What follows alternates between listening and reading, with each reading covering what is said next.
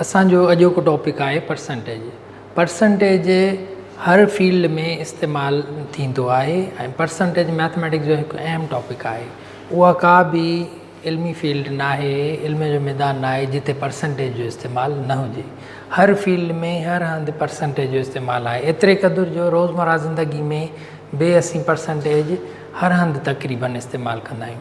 तोड़े उहा असांजी आम ज़िंदगी हुजे या असांजी ख़रीद ऐं फ़रोख़्त हुजे, का शइ विकिरो कंदा हुजूं या का शइ ख़रीद कंदा हुजूं, उन्हनि सभिनी में परसेंटेज आहे। अचो त असीं परसेंटेज जे बारे में सिखूं ऐं कुझु उन जा असां पंहिंजी रोज़मर्रा ज़िंदगी में बि इस्तेमालु सिखूं।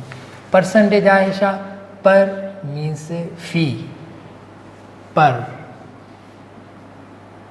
माना फ़ी, एट ईच, सेंट, सेंटम मां वरितल आहे। सेंटम, सेंटम मीन्स 100, मीन्स पर 100, ऑन एवरी 100, हर हिकु सौ ते, हर हिकु सौ ते, पार्ट्स पर 100। परसेंटेज जेका डेफिनेशन थींदी, पार्ट्स पर 100, पार्ट्स पर 100 इज़ कॉल्ड परसेंटेज। जीअं मिसाल 100 मां 7, हिन जो मक़सदु थी वियो 7 परसेंटेज, माना 100 मां 7 परसेंटेज, 100 मां 7 यानी 7 परसेंटेज। अगरि जेकॾहिं हुजे पंजो, अगरि हुजे 100 मां 20 त हिन खे चइबो 20 परसेंटेज। परसेंटेज माना 100 मां केतिरी क्वांटिटी आहे त उनखे परसेंटेज चइबो आहे। असांजी रोज़मर्रा ज़िंदगी में बि परसेंटेज जो तमामु घणो अमल दख़ल ऐं इस्तेमालु आहे। जीअं असीं ॿाहिरि निकिरंदासीं या ॾिसंदासीं त किथे सेल जा बोर्ड लॻल हूंदा, सेल ऐं उते लिखियलु हूंदो 70% ऑफ, 50% ऑफ, 30% ऑफ। ऑफ जो मक़सदु आहे त ही डिस्काउंट आहे। 70% ऑफ माना 70% डिस्काउंट। इन जो मक़सदु इहो आहे अगरि का बि शइ 200 रुपए जी आहे त उन जो 70% डिस्काउंट माना 140 रुपया थींदो। हर हिकु सौ ते 70 रुपया उहे छॾींदा। जेकॾहिं 100 रुपयो क़ीमत आहे त 70 छॾींदा, 30 रुपया सिर्फ़ु वठंदा। अगरि 200 क़ीमत आहे त हू 70 हिकिड़ी, 70 ॿी, 200 माना 200, हर हिकु सौ ते 70 छॾींदा, यानी 200 ते 140 रुपया छॾींदा त 60 रुपया कुल वठंदा। 70% ऑफ। सेल में बि इहो हूंदो आहे। असीं क्लास में बि अहिड़ी ॻाल्हियूं कंदा आहियूं या स्कूल में बि अहिड़ी ॻाल्हि कंदा आहियूं त 20% जेके असांजे क्लास जा स्टूडेंट्स आहिनि उन्हनि खे साइंस ऐं मैथमेटिक्स अचे थी ऐं 80% खे नथी अचे, त इहा बि परसेंटेज थी वई। या वरी स्कूल में परसेंटेज जे बारे में ॻाल्हायो वेंदो आहे त असांजे स्कूल में पहिरें खां 5वीं क्लास ताईं 80% स्टूडेंट्स आहिनि। बाक़ी 5, 6 खां वठी 6 क्लास खां वठी 8th क्लास ताईं 20% स्टूडेंट्स आहिनि। घणो रेशो?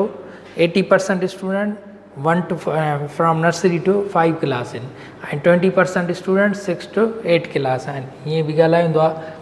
या इलेक्शन दौरान बि अक्सर इहो क्वेश्चन हूंदो आहे त वोटर टर्नआउट केतिरो रहियो, यानी केतिरा परसेंटेज वोटर टर्नआउट रहियो या केतिरनि माण्हुनि वोट ॾिनो। अगरि फ़र्ज़ु कयो त ॻोठ में या कंहिं हिकिड़ी पोलिंग स्टेशन ते 500 वोटर आहिनि, 500 मां 300 माण्हुनि वोट ॾिनो त हीउ केतिरो परसेंट टर्नआउट रहियो? इहो परसेंटेज रहियो 60% टर्नआउट। या अक्सर चयो वेंदो आहे त उहा टर्नआउट 60% आहे, माना हर हिकु 100 मां 60 माण्हुनि वोट ॾिनो। कुल 500 माण्हू हुया त हर हिकु 500 माण्हुनि मां हर 500 माना हर 100 ते 60 माण्हुनि वोट ॾिनो। 60, 60, 60, 500 ते 300 माण्हू थी विया, यानी 60% टर्नआउट रहियो इलेक्शन में। डिस्काउंट बि थींदो आहे। डिस्काउंट केतिरो? हिन बुक ते डिस्काउंट केतिरो कंदव, या बुक्स ते डिस्काउंट केतिरो आहे, या का बि शइ माण्हू वठंदो आहे त उन्हनि ते डिस्काउंट वग़ैरह जो लिखियलु हूंदो आहे या ॿुधायो वेंदो आहे या पुछंदो आहे त उहा केतिरा परसेंटेज डिस्काउंट कयो वेंदो। जीअं 10% डिस्काउंट। 10% डिस्काउंट माना हर हिकु 100 ते 10 रुपया छॾिया वेंदा। 40% डिस्काउंट, 30% डिस्काउंट। इहे जेको आहे सो असांजे डेली लाइफ में यूज़ हिन जो थींदो आहे। या प्रॉफिट माना फ़ाइदे जी परसेंटेज, त फ़ाइदे जी केतिरी परसेंटेज आहे। अगरि फ़र्ज़ु कयो बग़ैर परसेंटेज असां चऊं था त हिकु शइ अगरि माण्हू वठे थो 20 रुपए में, अगरि खपाए 30 रुपए में थो, ऐं ॿी अगरि शइ माण्हू वठे थो का बि 50 में वरितई 60 में खपाए त हिन ते प्रॉफिट केतिरो थियो, हिन ते प्रॉफिट केतिरो थियो, हिन ते बि 10 रुपया प्रॉफिट थियो, हिन ते बि 10 रुपया प्रॉफिट थियो, पर हिते परसेंटेज केतिरी थी, परसेंटेज हिन जी थी वई 10 रुपया। अगरि हिन ते असीं 10 रुपया प्रॉफिट थियो असांखे त इहा परसेंटेज थी वई 10/20 × 100 यानी 50% डिस्काउंट थी वियो। 20 रुपया हिन ख़र्च कया, कास्ट प्राइस 20 रुपया हुआसीं, उनजो अधु ते अधु हिनखे प्रॉफिट पियो, 50% प्रॉफिट थियो। ऐं हिते 10% प्रॉफिट, 20% प्रॉफिट थियुसि।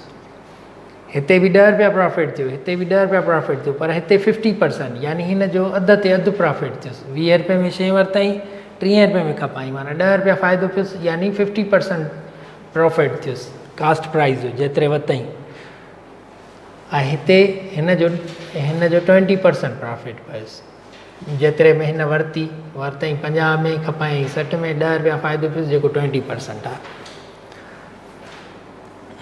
10% डिस्काउंट, 50 प्रॉफिट, 50% प्रॉफिट या 20% प्रॉफिट, ई प्रॉफिट आहे।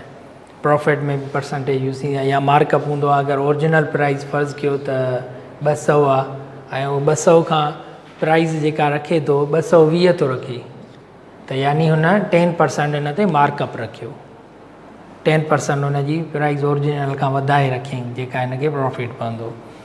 या अगरि मार्कअप जो असां परसेंटेज में ज़िक्र कंदा आहियूं त उहा ज़ीरो मार्कअप।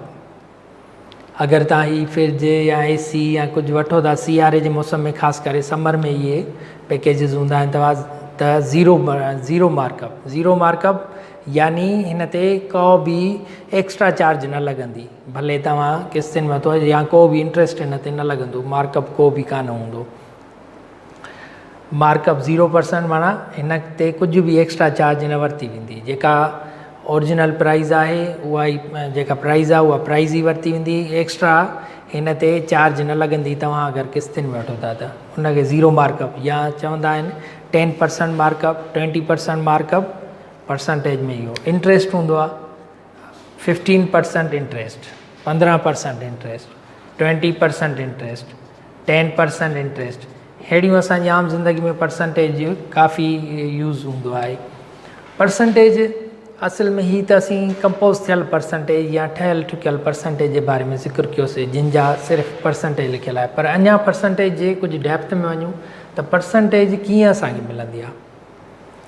परसेंटेज जॾहिं बि कंहिं फ्रैक्शन खे असीं मल्टीप्लाए कंदा आहियूं 100 सां त असांखे परसेंटेज मिलंदी आहे। जीअं फ़र्ज़ु कयो असीं वेल नोन परसेंटेज मार्क्स जी परसेंटेज फाइंड कंदा आहियूं त obtain marks divide by total marks ऐं उनखे 100 सां मल्टीप्लाए कंदा आहियूं, यानी ही फ्रैक्शन मिली वई। फ्रैक्शन तव्हांखे ख़बर आहे त पार्ट अपॉन टोटल हूंदो आहे, obtain marks upon total marks 100 सां मल्टीप्लाए कंदा आहियूं, उहो परसेंटेज में चेंज ईंदो आहे। जीअं फॉर एग्ज़ाम्पल अगरि ऑब्टेन मार्क्स आहिनि 550 ऐं टोटल मार्क आहिनि 1100 ऐं उनखे 100 सां मल्टीप्लाए कंदासीं त ही थी वेंदो 50%। या अगरि 1/2 आहे त 1/2 खे 100 सां मल्टीप्लाए कयूं, ही फ्रैक्शन आहे त ही घणो थी वियो 50%। या अगरि फ्रैक्शन मक़सदु इहो न आहे सिर्फ़ु त ही फ्रैक्शन हुजे, कॉमन फ्रैक्शन हुजे, भले डेसिमल फ्रैक्शन हुजे 0.25 आहे, इनखे परसेंटेज में कन्वर्ट कयूं त ही 100 मल्टीप्लाए कंदासीं त परसेंटेज थी वेंदो 25%। त मेन थीम इहो ई आहे, जॾहिं बि असीं फ्रैक्शन खे 100 सां मल्टीप्लाए कंदा आहियूं त उहो परसेंटेज में चेंज थी वेंदी आहे। ऐं जॾहिं वरी ॿियो, जॾहिं बि असीं परसेंटेज मिलियल हुजे उनखे 100 सां डिवाइड कंदासीं त उहो फ्रैक्शन में चेंज थी वेंदी। जीअं 25% आहे, 25% आहे, इनखे 100 सां डिवाइड कयूं 25/100 त ही थी वेंदो फ्रैक्शन 1/4। या 50% आहे, 50% आहे त 50/100 1/2 परसेंटेज हुयो फ्रैक्शन में कन्वर्ट थी वियो। असीं हिनखे न फ़क़ति कॉमन फ्रैक्शन में पर डेसिमल फ्रैक्शन में बि कन्वर्ट करे सघूं था। या ही 25% आहे 0.025 थी वियो, ही कॉमन फ्रैक्शन में आहे, ही डेसिमल फ्रैक्शन में आहे। कंहिं बि अगरि तव्हांखे फ्रैक्शन खे परसेंटेज में कन्वर्ट करिणो आहे, फ्रैक्शन इंटू परसेंटेज, त तव्हांखे 100 मल्टीप्लाई करिणो पवंदो फ्रैक्शन सां, त उहा परसेंटेज में चेंज थींदी।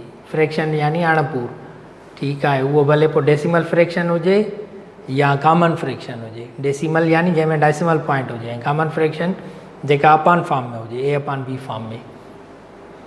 100 सां मल्टीप्लाई कंदव उहो परसेंटेज में चेंज थींदी।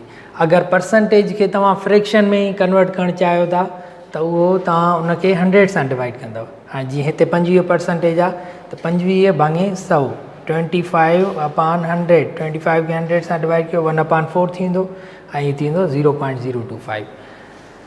ठीकु, ही ॿ इम्पोर्टेंट आहिनि जेके तव्हांखे ज़हन में रखणु खपनि, फ्रैक्शन ऐं परसेंटेज खे कीअं कन्वर्ट कजे। कुझु इम्पोर्टेंट परसेंटेजिस आहिनि, कुझु इम्पोर्टेंट परसेंटेज ऐं फ्रैक्शन जी पाण में कन्वर्शन आहे। इम्पोर्टेंट परसेंटेज जीअं 10%, 10%, 10/100, 10/100 त तव्हां लिखी सघो था 1/10, 10 हिसो माना 10%। 20% आहे जीअं, यानी 20/100, 20/100 माना 1/5। ही फ्रैक्शन तव्हांखे यादि हुजणु खपनि, तव्हांखे वधीक ही शार्ट ट्रिक्स आहिनि परसेंटेज जो। 25% माना चोथों हिसो, 25/100, 1/4। या ॿी इम्पोर्टेंट, अगरि 30% यानी 3/100, 40% means 3/10, sorry, 30% means 3/10, 40% means 4/10. Similarly, 50%, 1/2, 60%, 6/10, 70%, 7/10. He short fractions are 7/10, 75%, 3/4. And 80%, 8/10, 90%, 9/10, 100% means 1, 33, 1/3%, it means 1/3, 66, 2/3%, 2/3, जेके असांखे रोज़मर्रा जी ज़िंदगी में यूज़ थींदियूं आहिनि, टियों हिसो 33, 1/3%, 1/3 जे बराबरि आहे। 66 2/3%, 2/3 जे बराबरि हूंदो आहे। ही कुझु ख़ासि करे ही घणा यूज़ में थींदा आहिनि, यूज़ में अची वेंदा आहिनि। 75%, 50%, 25%, 20%, 10%, ही फ्रैक्शन जा यादि घणा यूज़ थींदा आहिनि। ही कुझु इंपॉर्टेंट फार्मूला आहिनि जेके असांखे यादि करणु खपनि, जीअं असीं परसेंटेज जा प्रॉब्लम तकिड़ा सॉल्व करे सघूं या जल्दी में सॉल्व करे सघूं।